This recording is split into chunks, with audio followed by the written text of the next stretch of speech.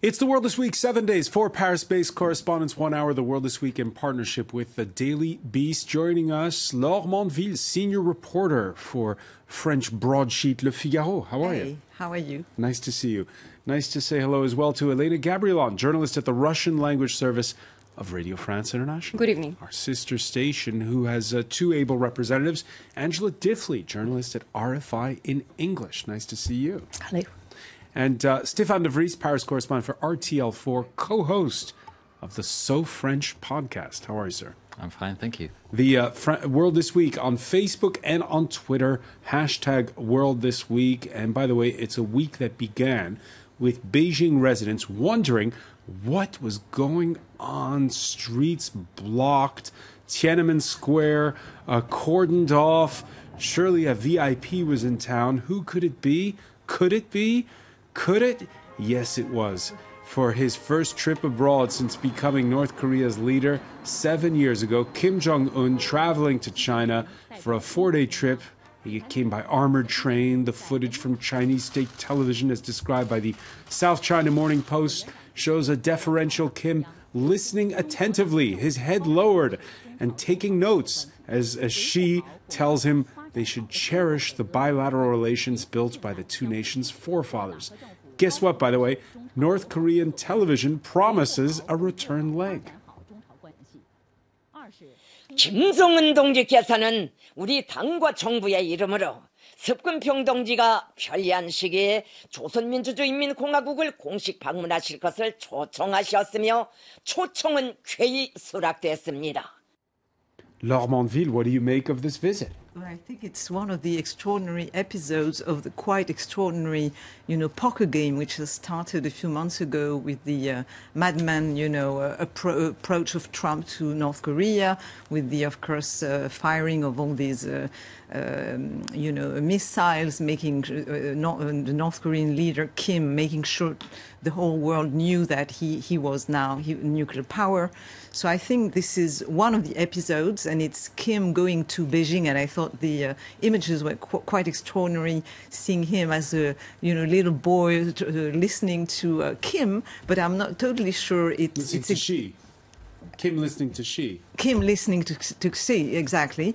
And at the same time, very many open questions, because this is, the Chinese may be a bit worried of, announcement of this extraordinary meeting between Trump and Kim, and making sure that the whole world, and especially Donald Trump, knows that Xi is going to be one of the major players here. Also, Kim showing that he's sufficiently, sure at home that he can make a trip, even if it's a secret one, to Beijing. So that means that he's not so afraid that power is going to be overtaken at home. I mean, there are many facets to this story, and it's just the beginning of this big bargain that Donald Trump is going to try to have with Kim. Yeah, the Chinese say they briefed the Americans on the visit. What do you make of that chemistry between Xi and Kim? Well, actually, I think that the only country where Kim could be received in this way is maybe in China, because they have these historical relations, and China, besides even these strengthened relations this last years because of the willingness of China to adopt the sanctions against North Korea, they are still the historical ally for North Korea, and China wants to be key player and ultimate peacemaker in the region. So with this meeting, it is coming back of China on this on the region like a key player. But we know that not only without China we can't have the normalization of relations between North and South Korea, and also without the United States. That is the reason why Donald Trump tweeted in this very surprising way when he told, unfortunately, we had to keep still the sanctions, but we are optimistic. Extremely positive, huh? Especially when we remember how he was very strict before that, and now it is something very, very optimistic and positive. But I'm also surprised by the reaction of Japan. We really had the impression that from the isolation concerning the North Korean issues, we are basculating to something where everybody wants to participate in this, let's say, game, because Japan says that maybe they can organize some summit with the North and South Korean representatives in Tokyo. And these very days, Thomas Bach, the representative of International Olympic Committee, is in North Korea just to remind some Olympic spirit with which started this process in February. So, Angela, what surprised you more? Here you've got Xi Jinping wearing a suit and tie and Kim dressed in a Mao collar, or it's standing side by side, or, as Elena was saying, the tweets by Donald Trump. Well, nothing from Donald Trump surprises anyone anymore. And that's, of course, part of the whole problem. He's so unpredictable, anything could happen. One assumes that Kim Jong-Un, when he gets to Washington, will at most agree to some sort of de-escalation, but I don't think anybody serious is expecting much less. The Chinese are very worried about this summit because for them, their influence over China has been, to an extent, their leverage with the United States. Whenever Trump threatens ugly trade wars, difficult issues with China, China can come back with, well, if you want me to exert my influence over North Korea, pay attention to what I want to. So they're a little worried that there might be some sort of headway between Trump and the North Korean leader when the summit happens. But with Trump involved, anything could happen. And with Kim Jong-un. Where would you like to see this summit happen, Stefan? The one between Trump first of all, I would like to see the Korean female presenter host this show, because that would be absolutely nuclear. Well, maybe in the demilitarized zone, I don't know. I have no idea where it will take place. Also, Sweden is maybe in the race because it's one of the few countries to have an embassy in North Korea. Maybe in I don't know, maybe in Brussels would be nice to host those two morons in a civilized part of the world. I have no idea, but it's interesting. I think Kim Jong-Un shows extreme confidence by visiting China this week, and I also think that his bluff of the previous months with his launches, missile tests pays off. He shows that he's basically the one who pulls the strings. Well, I think that, it's more complicated because you can read the situation that way, but you can also say that actually Donald Trump is receiving the payoffs of his attitude.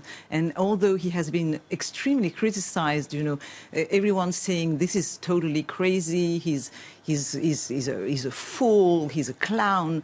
Really, we are now seeing an extraordinary change of situation because we had this sort of madman theory applied to the North Korean case, and Trump basically telling everyone, the South Koreans, the Chinese and the North Koreans, I am completely mad, and if you don't solve this issue, I am going to get really mad and there will be some kind of military intervention. And I think that this is what triggered, the sort of huge awakening in the region, and the South Koreans starting this sort of, dialogue with the North Koreans. Yeah, there was a meeting this week in Panmunjom to prepare for a summit. And they started during the Olympic Games because they got a bit frightened off. And I remember talking to one of the important people in the Pentagon, exactly saying, we want to make everyone believe that we are ready for the worst scenario. So, and I think what is happening now is exactly the continuation of the situation when we have Trump hiring someone like Mike Pompeo and John Bolton exactly at the time when he's starting this big bargaining game and this big negotiation with the North Koreans, which is probably going to be one of the key issues of his first term, if he has a second, of his term. It's, it's like, I am taking hawks with me, so beware. It's not the end of this. So I'm happy we go, and we have this extraordinary situation that the Kim suddenly talking about denuclearization. At the same time, it doesn't mean anything. Maybe he's just upping the game. And his father did it before, and his father. Yes, before. And he could fool Trump. So, but what is dangerous is that the expectations are rising. So if nothing happens during this summit, everyone goes home with nothing. It can be a very dangerous situation. Happen at this summit? He's not going to give up his nuclear deterrent. Look what happened to Gaddafi. That's the example that's always touted. What could be expected? And in return for anything he did, he would expect Washington to withdraw from South Korea and, its I don't Japanese know what alliance. can happen. He's apparently putting the idea of denuclearization on the table. So is it just, bluff? And then it's dangerous because Trump could move then on some kind of adventure. I don't know. So I think that we are far from the end of this story. It's a very interesting thing to be looking at, I think, in the coming weeks and months. And all about managing expectations. Tit for tat. The week began with the largest mass expulsion of Russian diplomats, the largest before or since the Cold War. 24 nations from 3 continents reacting to the Skripal spy poisoning case. A former double agent and his daughter poisoned in Salisbury, England, with a military-grade nerve agent. And with Washington expelling the most, 60, and closing the Russian consulate in Seattle, Moscow responding in kind, closing the U.S. consulate in St. Petersburg. We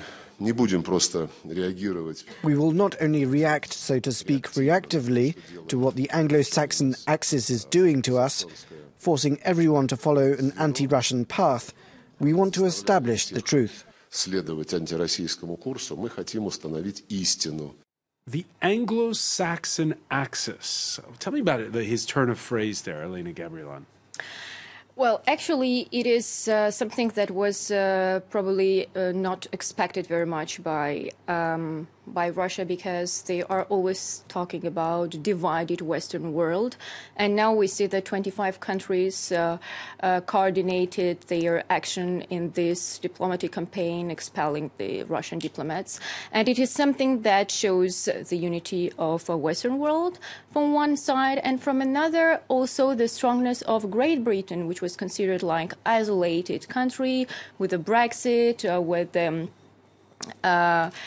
with this isolated position towards the European Union with the Brexit process. So something unexpected for Russians, and it is the biggest crisis between the Western world and Russia after the annexation of Crimea. So we are really in this confrontation. And when United States reacted to this decision of Russia's authorities, they told that Russians are not interested in a diplomacy. With all my respect to State Departments, I think that it is hypocritical, because we know that Russia is in confrontation since many years, and they are still in this confrontation, and we were waiting, expecting this reaction to the measures that were adopted by the Western countries. Expecting those measures that were adopted. Stefan de Vries, though, you heard Elena there mention Ukraine. The sanctions from Ukraine, they still stand. Will this blow over, though? I'm not sure. It all depends, of course, on the inquiry, what the police is going to find out, and also the gas is still being examined by a lot of laboratories around the world. So it all depends on what kind of data is coming out that inquiry. I do think it's quite extraordinary, actually. I was surprised by the solidarity of the other European countries with Great Britain, especially now. I think maybe Theresa May should try that more often, try to create some kind of union. Let's call it the European Union. But no, it does show, however, that it must be said that not all the European countries are solidary. Huh? There are some countries that are that refuse to play this game. Others stayed more neutral, like Austria. So it's not a complete European. It's not all 28. It's not all 28, no. But nevertheless, of course, there are more other European countries having trouble with Russia. Take, for instance, the Netherlands in the affair of the aeroplane that was shot down, the MH17, 3 years ago. So maybe it's clearly is a message to Moscow saying, okay, now you've really gone too far. You've been on our territory. You assassinated somebody. Stop. But I have the impression that Russia is not really impressed by all the actions. Not really impressed. Angela, do you share Stefan's surprise at the fact that there was this concerted mass expulsion? I think everyone was genuinely, mightily relieved and a bit surprised. And Theresa May has been congratulated by across the board in Britain for managing to persuade so many countries, most European countries and other countries as well, as we know, to join in. So, it was a feather in her cap. It seems to be playing very well in Russia. So it seems to me that Putin doesn't have many other cards except to project this aggressivity. He hasn't invested in preparing Russia's economy for the future. There's no sign of any knowledge economy. It seems to me that this is what he's about. And it makes sense for all of those countries, for very many of those countries, to take a stand against what appears to be an aggressive direction. But of course, expelling diplomats, sooner or later, they'll get replaced, right? Everyone is saying you need to go after the money now. And yeah, that's of course the next question. There are those, 14, now make it 15, 15 unsuspicious deaths that have taken place over the years of oligarchs in London, because London, Laure Mandeville, is a magnet for Russians. Exactly. I mean, for years, starting in the 90s, and the Russian money has been flowing in billions to Britain, which, as you know, has very soft laws on banking, on finance, on questioning the origin of funds, and so this huge amount of money came in, and Britain in some way, maybe when there was this first incident in 2006 with the Litvinenko murder, which appeared to be organized by the conclusion of a very long investigation led to conclude the authorities that it was organized by the Secret Service, and probably with under the command of Vladimir Putin himself. So it is not the first time that British territory has been struck by it was a nuclear material at that time, and I think this very strong reaction is linked to this previous one, which was very weak and was very criticized for being so weak. So now there is this coming together, I think, in Britain, on both sides of Is it a turning point? Will the British now... It could be a tipping point. Now say, wait a minute, we're not going to let in as many rich Russians? Yes, apparently there is, they're floating, there are different MPs floating proposals to strengthen, laws. There has been already passed a law which is called the Criminal Financial Law, which gives actually very serious tools to sort of question where is the money from, and if sort of very rich, for instance, functionaries from Russia come to the United Kingdom, they used to be able to buy whatever they wanted to buy, and big apartments, and they actually own half of Mayfair, but now they're going to have some problems. Hold your fire, Elena. We have to take a very quick break, but we're going to pick up on this point when we come back. You're watching The World This Week.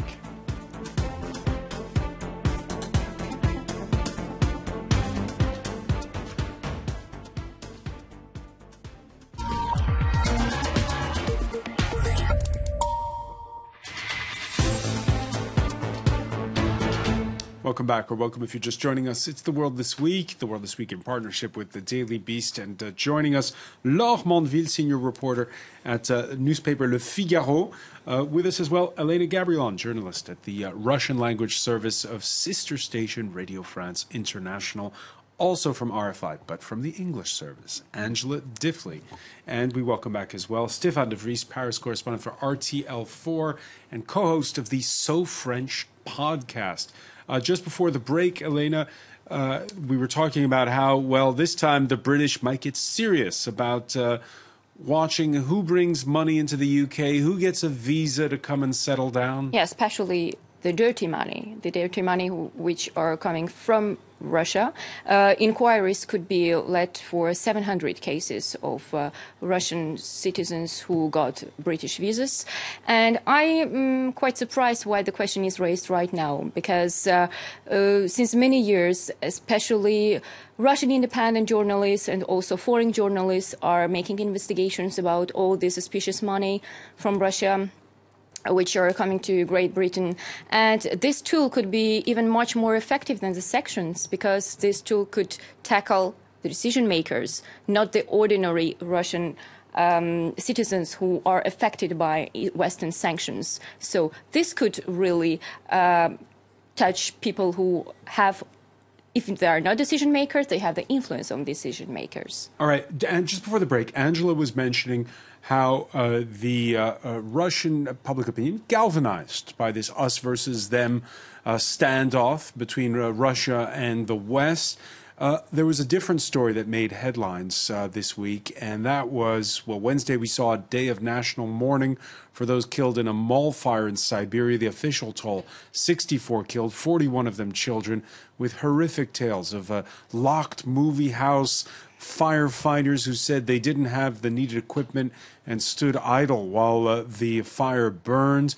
The vigil in Moscow's Pushkin Square on Tuesday evening, well, it turned into a protest at one point with cries of Putin resign, we didn't vote for you, or the authorities must answer.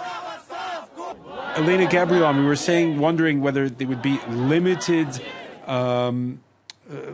impact when it came to the expulsion of foreign diplomats. How much impact, though, will this tragedy in Siberia have?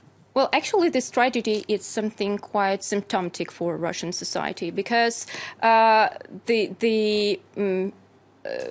position of opposition that these people were killed by corruption is something very relevant because all these buildings in Russia has a lot of problems in terms of safety norms.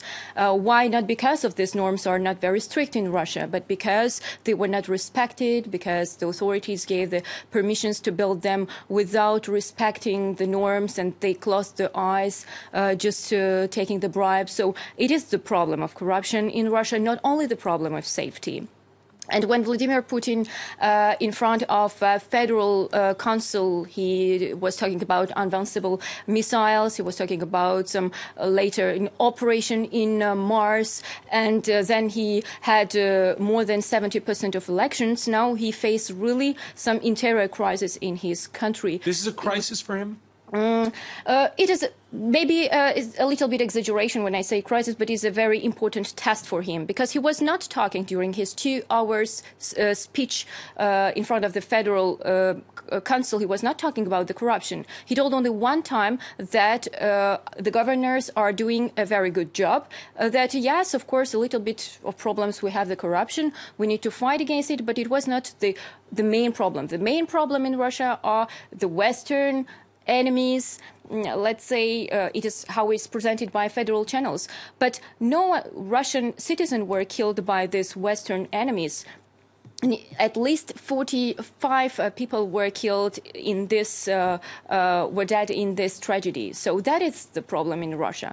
And in terms of fire safety, Russia is one of the worst countries in terms of records. 7.5 Russians per 100,000 people is dead from in this kind of tragedies. It is like 1 in United States, 0.5 in France. So in terms of safety measures, Russia is very in a low position. Laure Mondeville. Yes, I think you're pointing to 2 very important things, and they are somehow linked. The first one, you're pointing to the fact that Russia has always been, in a way, what we, it was the title of a famous book called La puissance pauvre, the poor power. That means, it's a country with nuclear missiles and an army which is actually rebuilding at the moment, but still, deep knee in corruption, in, a part of the country which is not developing. The logic is the logic of control, not of economic development.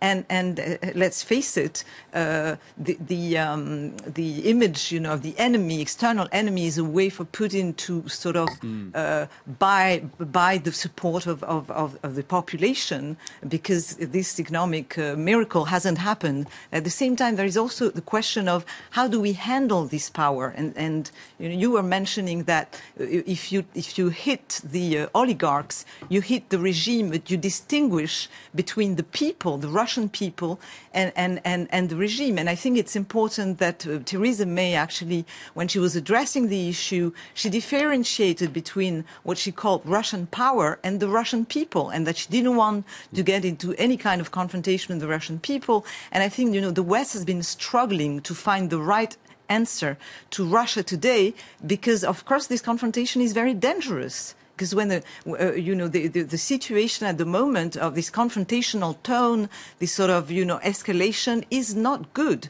because Russia also, if it's pushed into a corner, has shown this government that they can answer in many different ways. So there is this sort of hesitation, I think, in the West to what they should do, and it's tricky. It's a tricky one, and we'll see, for instance, if the French president will be attending that big economic conference that takes place in May in St. Petersburg. This Wednesday, Paris's left bank came to a standstill to watch the funeral procession of a hero, Arnaud Beltrame, who exchanged himself for a hostage during a standoff with a radicalized militant in a supermarket of southwestern France last Friday. Elevated posthumously to the rank of colonel in the gendarmerie, he was among 4 killed in the spree. At the National Armory, Les Invalides, the president evoking the spirit of Joan of Arc, Charles de Gaulle, and the French resistance. And with him, the French spirit of resistance swelled in the heart of the country, with one person's bravery leading the nation by example. Stéphane de Vries, your thoughts?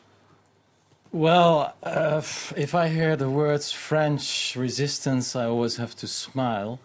I find it rather, I don't know, pretty arrogant, especially if you know that the French were not big resistance. Well, there were resistance after the Second World War, and especially in this case, the Paris police was responsible for the killing of 13,000 Jews, and they were very active, chasing the Jews. So I find it, I felt very uncomfortable when he was mentioned French resistance. It made me, well, laugh is not a good word, but I didn't really like the formula. Well, I mean, I'm a bit surprised, by this,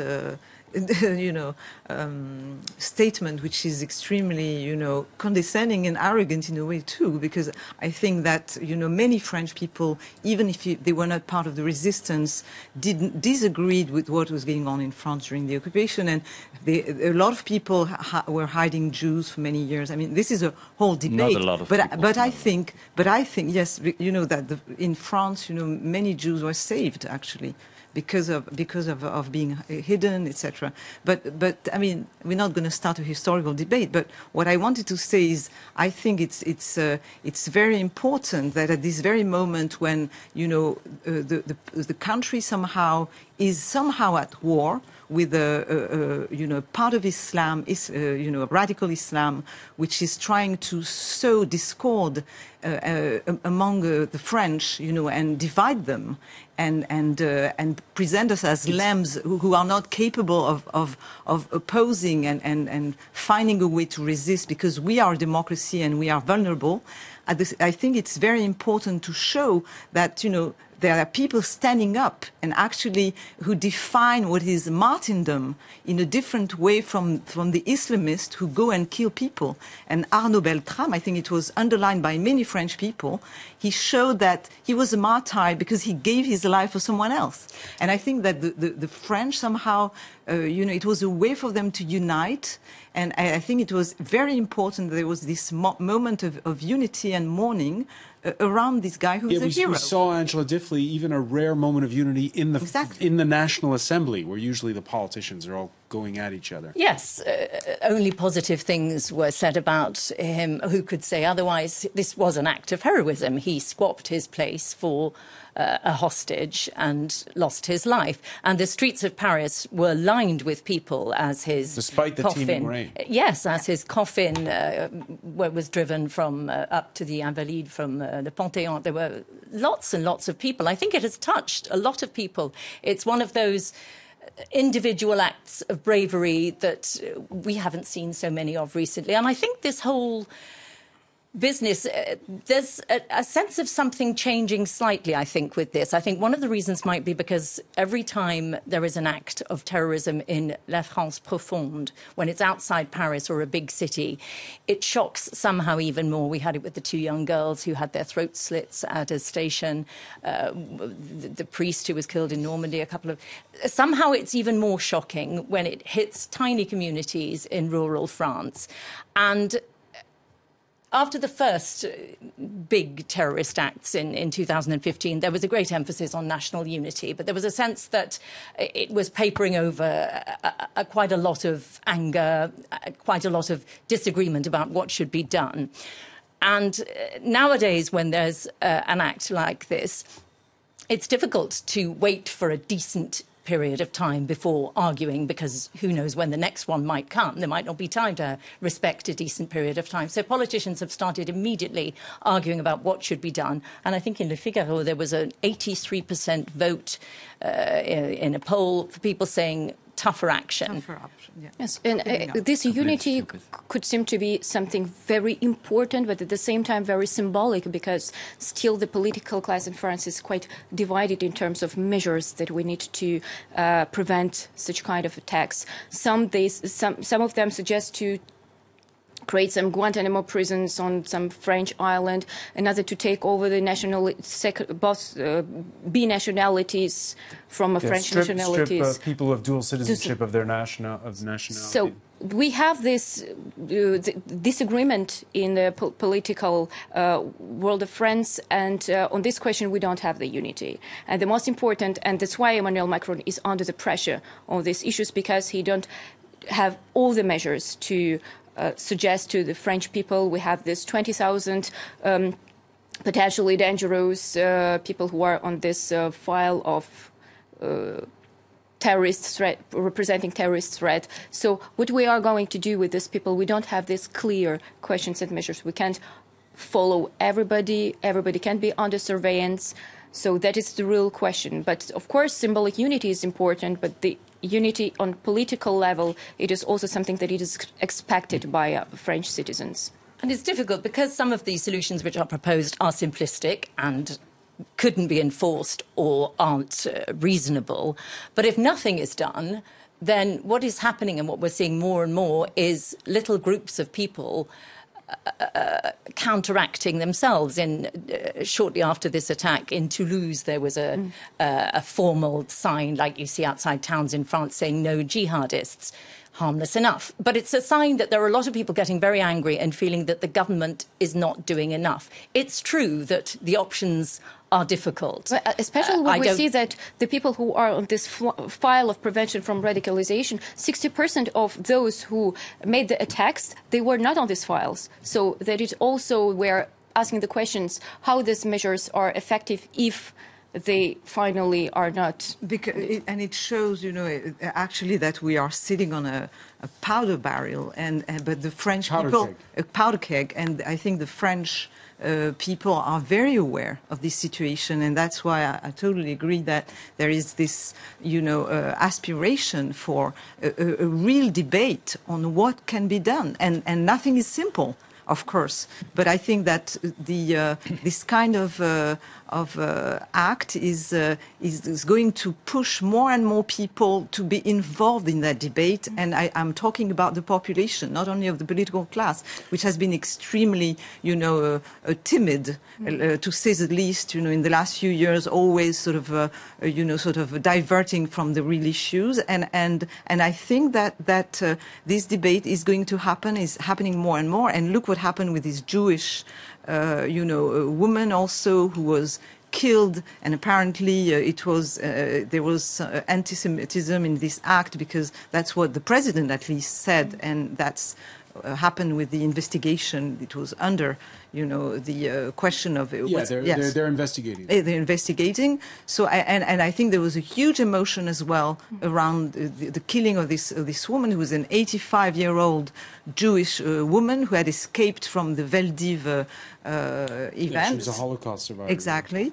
And so I think this anger and this outrage is rising, and answers are going to be needed from politicians.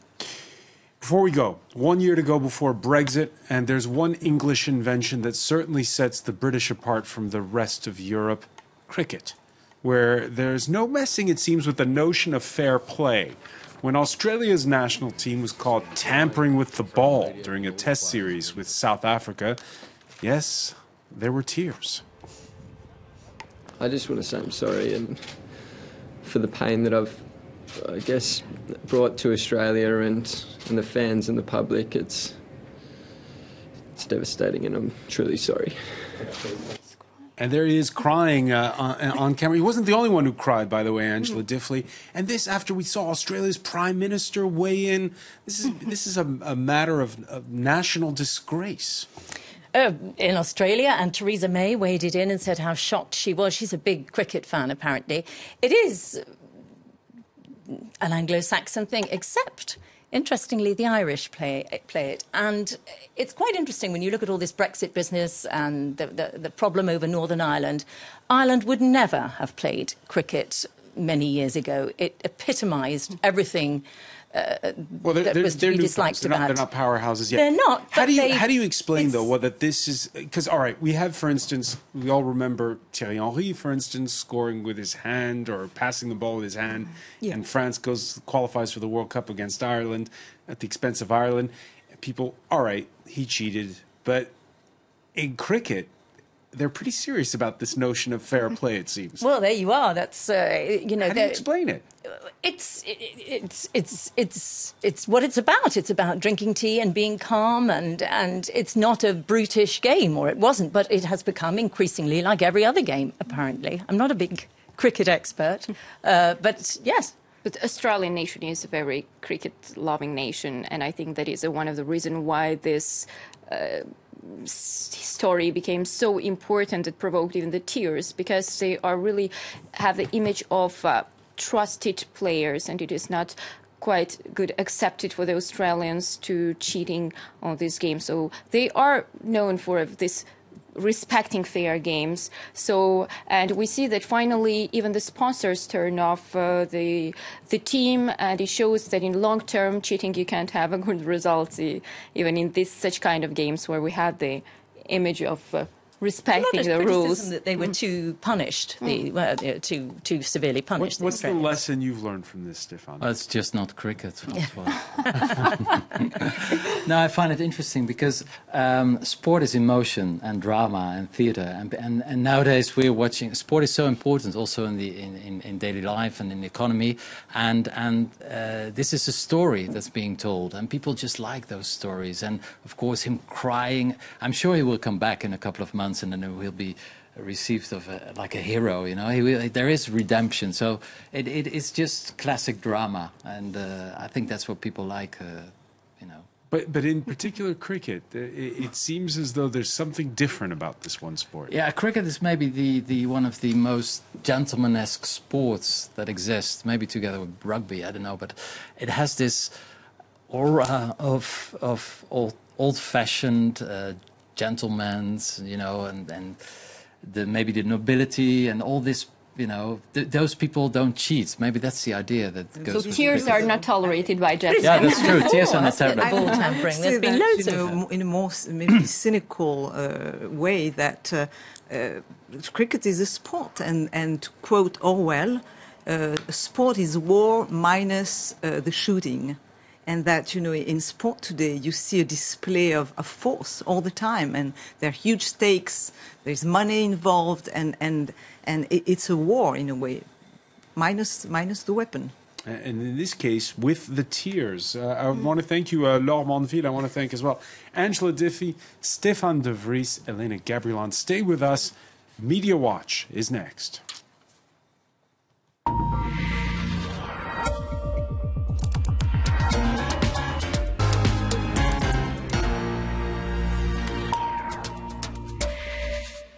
And we say hello to Emma James. So much to talk about this week. Yes, it's been an extremely busy week, to say the least, especially here in France. And it's continuing to be a very busy time for Facebook, too. They've got more fires to put out after an old memo resurfaced from its vice president, Andrew Bosworth. He's really part of the furniture at Facebook, been there since 2006. This was written in 2016, talking about how basically growth was the only thing that matters. He said this was a memo that went to all staff at Facebook. Maybe it costs a life by exposing someone to bullies. Maybe someone dies in a terrorist attack coordinated on our tools, and still we connect people. He goes on to say that anything that allows us to connect more people more often is de facto good, no matter what the consequences. Now, unsurprisingly, in the wake of the Cambridge Analytica controversy and the data mining of 50 million accounts, people aren't too happy about this. He has taken to Twitter, interestingly, to apologise. It's possibly the tattiest apology I've ever seen from somebody who's a tech executive. There's a lot of fine print there. A lot of fine print. And basically, in short, is what he's saying. He cares deeply about how our product affects people, and I take very personally the responsibility I have to make that impact positive. He also tried to claim that he didn't really believe what he'd written. He doesn't believe it now. He said he didn't believe it at the time either, which seems an odd claim to make. He did, though, get out very quickly to comment on this, unlike Mark Zuckerberg, of course, when the allegations emerged about the data. He was very slow. This time he has come out and said that Boz, as he's known, says many provocative things. We've never believed the ends justify the means. A lot of people really not accepting these apologies all that much. So maybe I'm missing something, but why would you write a memo you don't agree with, says this Twitter user. He responded directly saying, it was intended to be provocative. This was one of the most unpopular things I've ever written internally. The ensuing debate helped shape our tools for the future. Intended to be provocative.